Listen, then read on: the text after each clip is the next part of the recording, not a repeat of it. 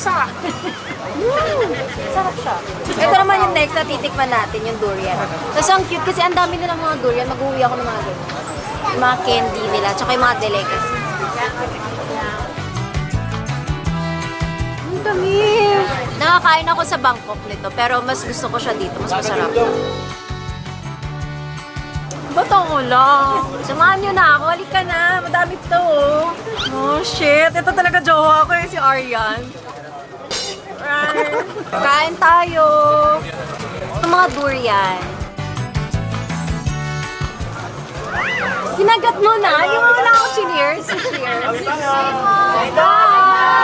Hi! Sarap ng mga ano nyo.